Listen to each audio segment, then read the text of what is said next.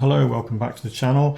Here's hopefully the video you've been waiting for if you've been watching this build series. Second masteries. I'll just get straight into it. The character is level 100. I've been playing it for 1 day, 5 hours, 52 minutes. Physique, 90 points. Everything in there apart from 10 in spirit. I've kept 5 back. The current setup is now at level 100. Those are the points that are left when I didn't put any points in since level 65.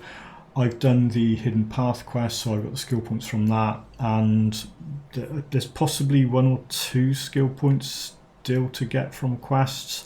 I haven't checked, it doesn't matter, because for the purposes of this, 1 or 2 points either way doesn't really make a lot of difference. So the only skills I've got on here: Dreeg's Evil Eye, Possession, Bloody Pox, Curse of Frailty for the vulnerability node, Blood of Dreeg, and Aspect of the Guardian. That's pretty much it. Devotions are all set up. I've covered this in the previous video. Let's get into second masters. So if you were to pick Soldier, now this will work and it will be a really good choice in hardcore because you get a lot of defensive buff stuff going on. You put points in here, you can see this go up because Soldier gives you a +5 to physique. It's the only, I reckon, well, I can double check this, the only mastery where you get +5 to physique. It's like Archinist is the only mastery where you get +5 to spirit. So this is going to be defensive stuff. What I would say is neither of these exclusives are worth trading possession for. They're not worth it. It's all physical damage, that's retaliation stuff, and you know, a bit of damage absorption, but it's not worth dropping possession to get that. If you're really keen on bleeding resistance, reduced stun duration, go to that.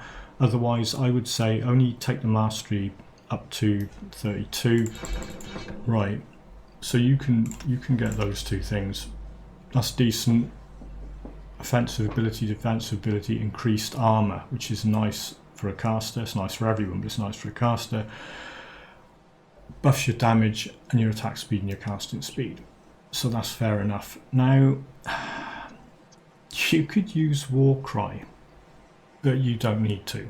Like I said in the previous video, I'm trying to avoid adding in active skills. Warcry is decent, but you don't need it. But you could attach the 2 things, Murmur and Manticore, devotions. I'm not going to go on to that because it'll save this and I don't want to save it. Yeah, you could use Warcry, but I would say, right, look at this here, because people will be going, oh, you need many as well. Requires a shield or a 2-handed melee weapon. I do not use a shield or a 2-handed melee weapon, so forget that. And all this stuff on default weapon attacks, forget all that. That, fighting spirit, you get hit and you take damage, it'll activate and it will buff your damage and your offensive ability. So yeah, you could use that. That percentage increase physique and health, wonderful. I'd say definitely. Shield training, nah, can't use that because you haven't got shield. Veterancy, absolutely. What I would say with veterancy is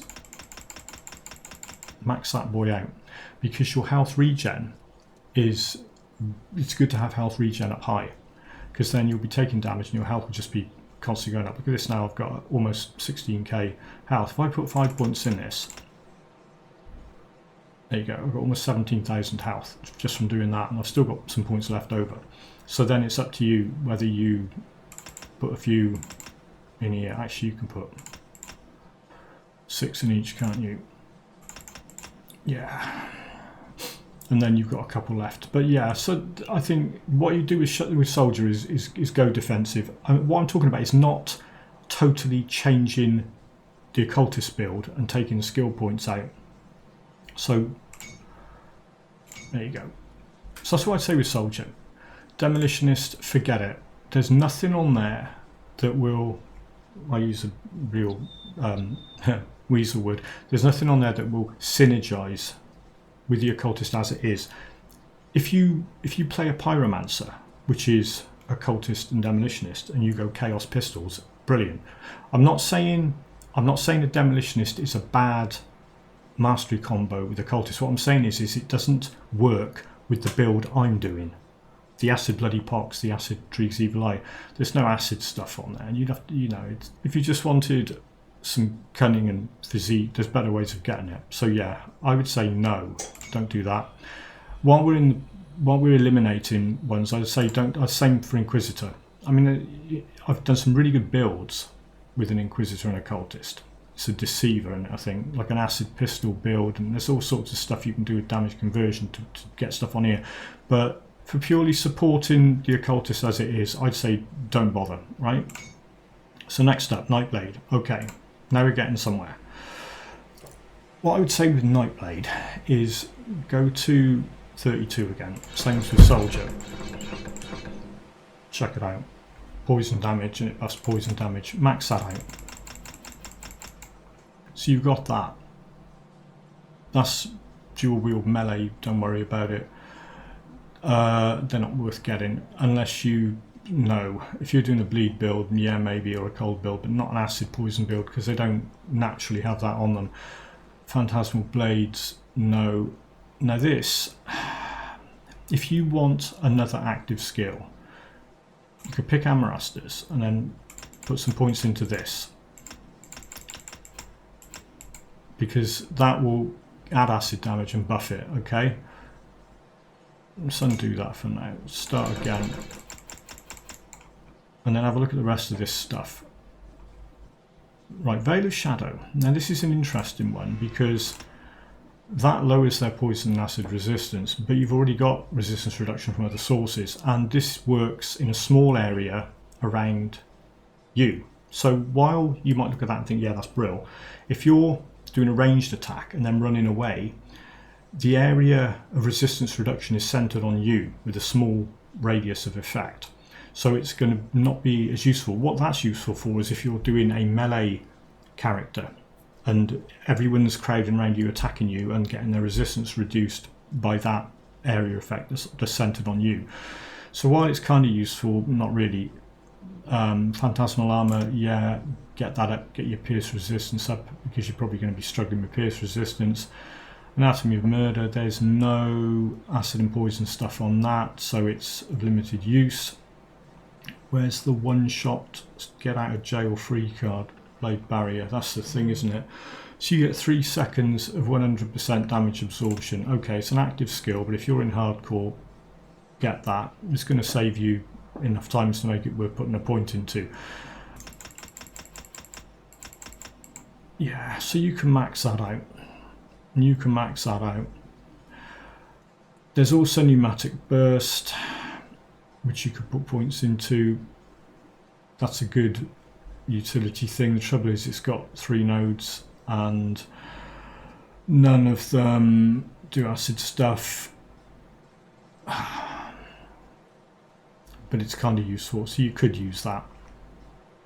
Again, it's a Witchblade. I'm not saying Nightblade's rubbish with Occultist is really, really good, but for this particular build it's limited usefulness, although it's much better than Demolitionist and Inquisitor. Archinist, okay, this is when I've done this before with Dreeg's Evil Eye. I've used Archinist, created a Warlock, because,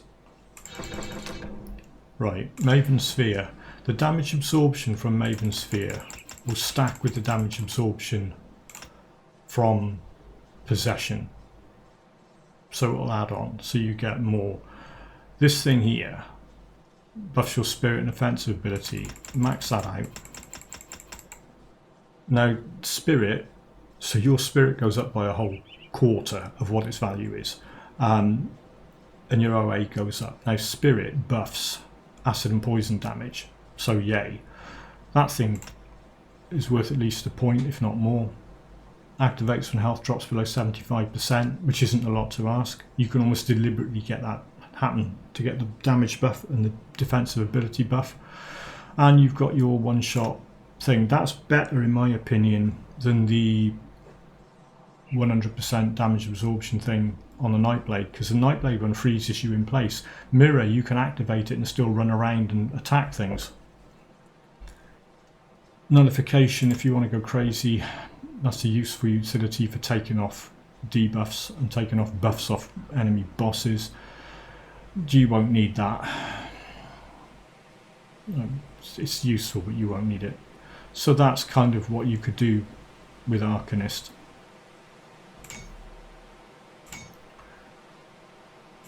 Shaman. Again, there's not really much you can do on here for acid and poison stuff. He's got grasping vines, but that's bleeding. There's no acid and poison in there. That reduces vitality resistance and bleeding resistance. Again, vitality. There's plenty of vitality and bleed on here, but there's no acid. So what I'd say is if you're going to use this, all you want to do really, you can get that up for the resistances. And that's pretty much it. I wouldn't really, yeah. It's limited usefulness. I mean, that's handy, but the soldier overall I think is better if you're just going for defensive stuff. Although my health's gone up to over 17k due to that. It's quite nice. Right, so we've done that, this, that, necro. Yeah, you've got a poison attack here, but you don't need another poison attack. Like I said, I'm not talking about overall combo in these masters. I'm talking about how will stuff on the second mastery help. So you want to get up to Mark of Torment, again up to 32. 32 seems to be the sweet spot for a lot of these support masteries. That's good against bosses, put points into that. That's interesting because it buffs acid and poison damage. So you could cast that if you wanted to buff your damage temporarily. Handy, not so handy. I wouldn't worry about that. I would pump that up. Again, you get over sub 17k health by pumping points into that. And you've got this. You've got 2 active skills. It's not, my choice would not be to have active skills. I mean, you could also get a Loman if you wanted to, but not really. It's cold and vitality.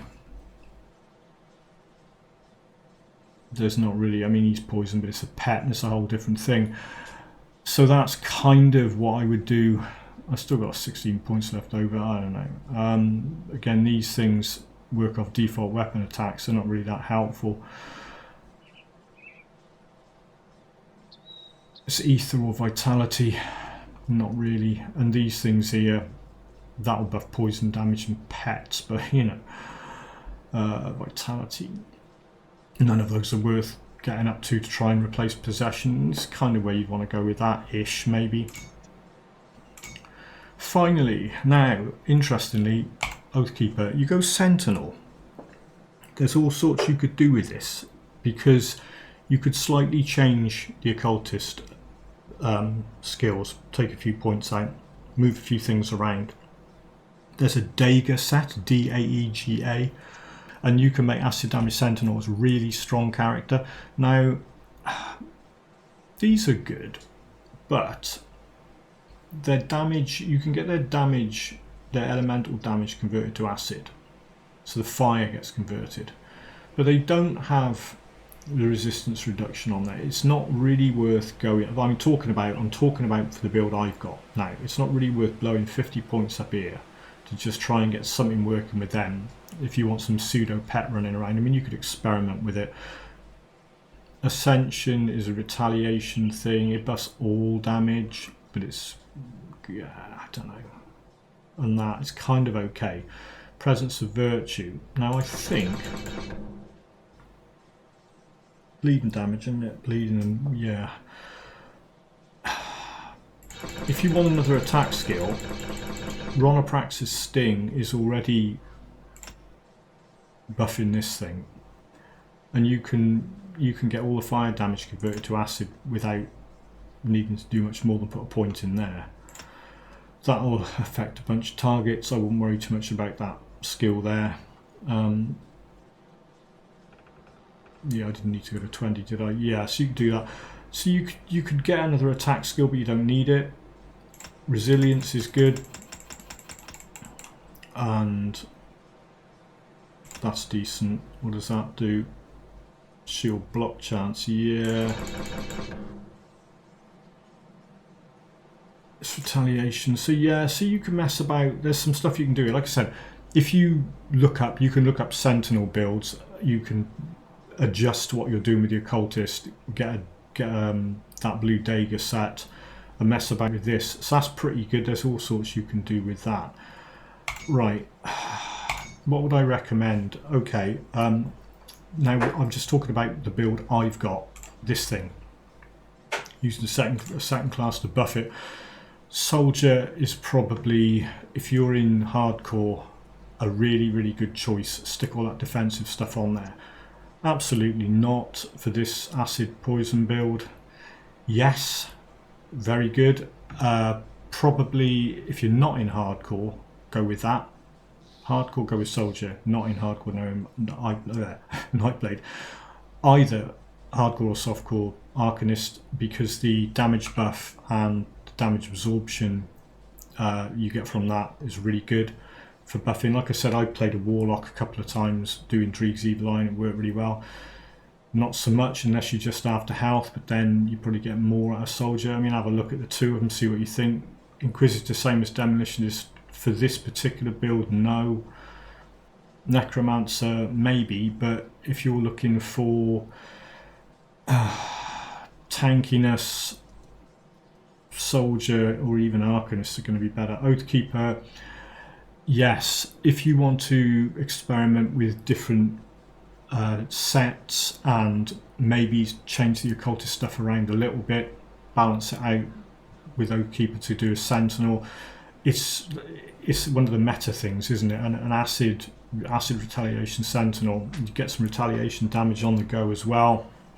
It's awesome. I think you could probably use the Perdition set to some extent, focus more on retaliation and use the occultist stuff with fewer points in it just to back that up. So yeah, so that's it. What am I going to choose? Well, I don't know. I honestly don't know. I'm going to have a think about this. I'll have a mess about in Grimtools and mess about in the game and see what I want to do, and then I'll choose my second class. But yeah, hopefully that information is useful.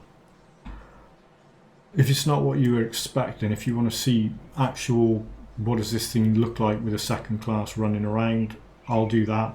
But for now, hopefully that's given you some of the information you need. Thank you very much for watching it, and I'll catch you all as soon as possible in the next video.